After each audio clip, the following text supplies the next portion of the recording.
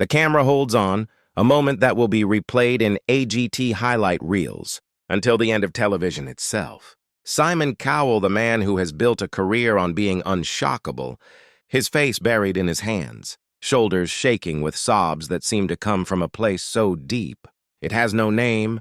Golden confetti hangs suspended in the air like frozen tears, catching the stage lights and turning the entire Dolby Theater into a cathedral of shattered hearts. And center stage, holding an acoustic guitar that looks older than he is, stands a 14-year-old Filipino boy named Miguel Santos, his threadbare shirt sticking to his thin frame with sweat, his calloused fingers still vibrating from the final chord of Hotel California that he just reimagined into something so heartbreaking, so personal, so impossibly beautiful, that 13 million viewers simultaneously forgot how to breathe. This isn't just another audition. This is the moment a child from Manila's most desperate slum took a classic rock anthem about decadence and decay and turned it into a prayer for deliverance, from poverty, from loss, from the kind of hunger that has nothing to do with food.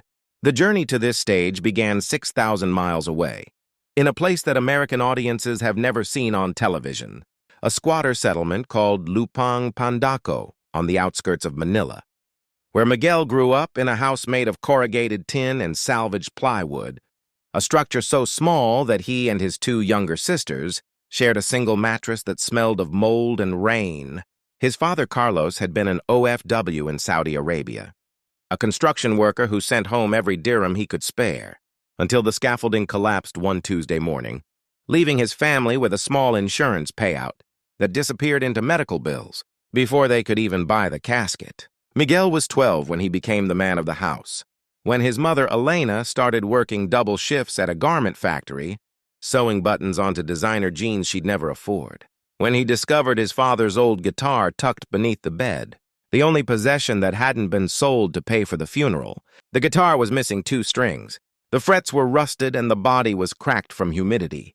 But when Miguel plucked what remained, a sound came out that was so hauntingly pure. It made the other children in the settlement stop their games. And listen, he taught himself by ear, spending nights by the flicker of a single candle, because electricity was a luxury they could only afford. For 3 hours each evening, he learned every song his father used to hum, through crackling phone calls, the Eagles' America Credence, Clearwater Revival.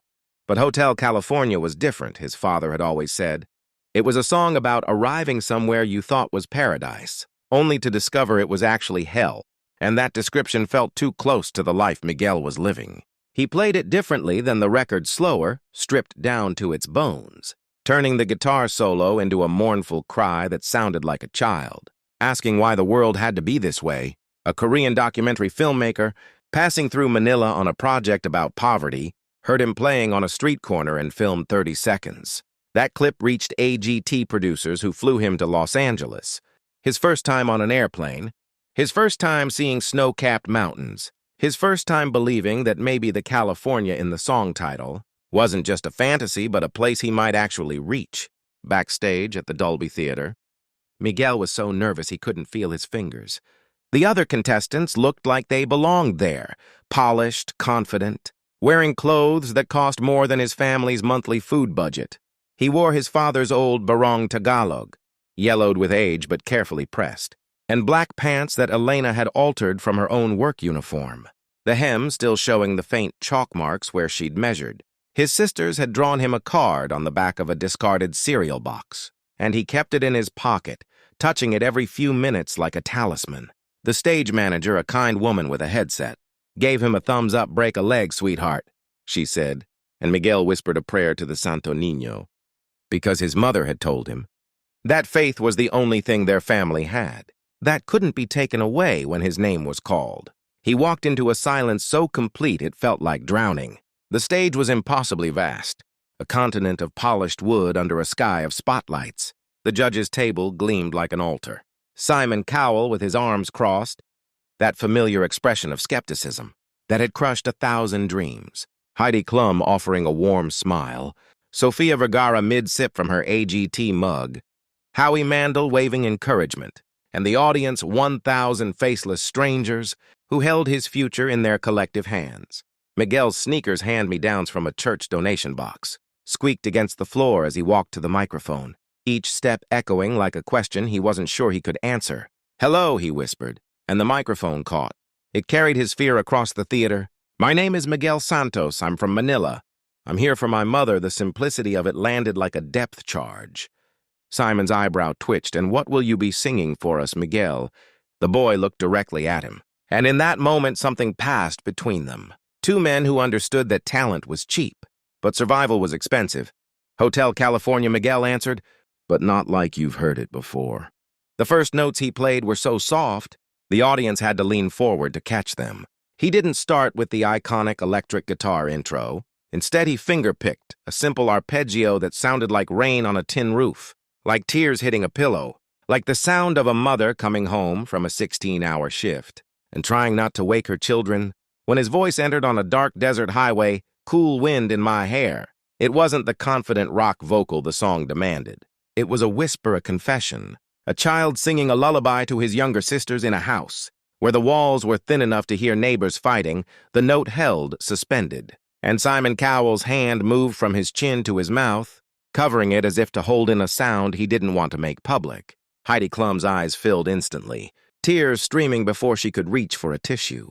Sofia Vergara abandoned her coffee mug, both hands covering her mouth, her own eyes glossy with emotion. Howie Mandel stood, but not with his usual enthusiasm. It was slower, reverent, his hands pressed together like prayer. Miguel's voice gained strength with each verse, as if the act of singing was giving him courage he didn't know he possessed. He sang about the warm smell of colts, but his voice carried the memory of his mother's cooking. Fish fried in oil that had been reused until it turned black, rice stretched with water to feed 3 children, the sweet smell of the one candle that burned through their nights. When he reached the chorus, "Welcome to the Hotel California," his voice swelled with a power that seemed impossible. From such a small frame, it wasn't the cocky invitation of the original. It was a desperate plea, a boy asking if there was room in paradise for someone like him, if the American dream had a vacancy, for a kid from the slums of Manila who just wanted his mother to sleep through the night without crying. The note soared impossibly high, impossibly pure, and held for what felt like an eternity. Simon Cowell was crying now, openly letting tears fall where they may. This was a man who had lost his own mother not long ago, who understood the particular shape of grief that comes from loving someone who worked themselves to death. And here was this child singing directly into that wound, with a voice that somehow healed and hurt at the same time. The guitar solo, when it came, wasn't the technical masterpiece the Eagles had recorded. Miguel's fingers, calloused from years of playing on street corners, moved with a desperate urgency that turned the legendary solo into a scream of pure emotion. Every note felt like it had been pulled from his ribs, like he was bleeding sound. The audience was spellbound. People held hands, strangers wept on each other's shoulders. A woman in the front row held up her phone, showing a video call to Elena, Miguel's mother, who was watching from a factory break room in Manila. Her own tears visible even on the small screen. The camera caught it, and the director put it on the big screen behind Miguel. The young singer saw it, faltered for half a beat, but then sang even harder, his voice gaining a power that came from somewhere beyond technique, beyond training, beyond anything that could be taught.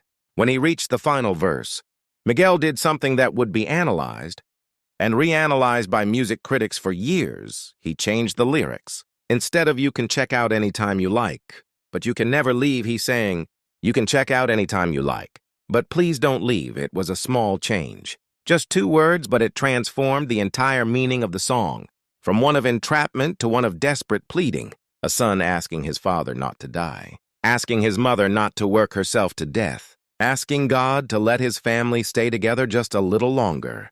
The final note came out as a held hum, a vibration that resonated in the bones of every person in that theater, a sound that contained every Christmas wish Miguel had ever made. Every night he'd prayed for his father's soul.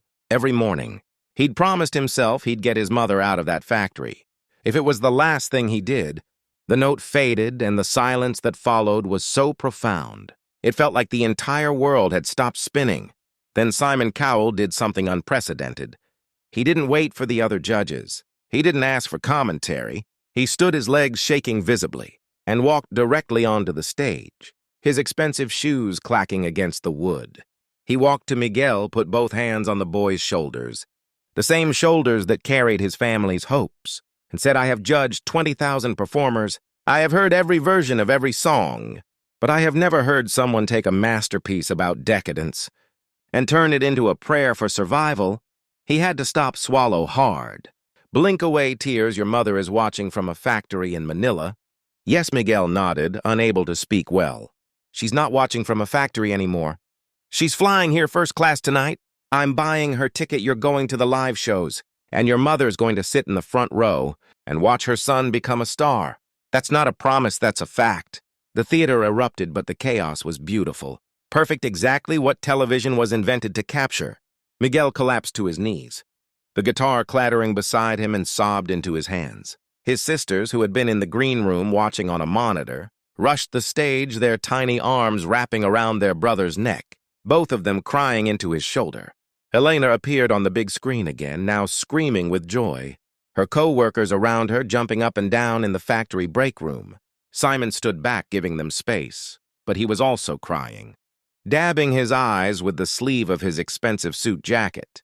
And when the cameras found him, he just shook his head and mouth. Unbelievable. The audience was on their feet. But many were also on their phones, calling their own mothers, their own children, anyone they needed to tell "I love you" before it was too late. What was the most powerful part of Miguel's transformation of Hotel? California, did this performance change how you hear the song? Share your thoughts below. The golden buzzer moment that followed was almost ceremonial. All four judges pressed it together: Simon, Heidi, Sophia, and Howie, their hands stacked on top of each other. And the golden confetti that rained down didn't just fall on Miguel. It fell on his sisters, on his mother, on the video screen, on Simon Cowell, who was now crying openly, on every single person in that theater who had just watched poverty become poetry. The confetti was gold, but it might as well have been stardust, because Miguel Santos, the boy from Lupang, Pangako, had just become the living embodiment of what AGT was supposed to be about. Not just talent, not just dreams, but the unbreakable human spirit that could turn a song about a hotel you could never leave into a prayer for a home you would never abandon. If Miguel's story of turning a rock classic into a family prayer moved you, click the video on your screen to watch another unforgettable AGT performance that redefined what music can mean.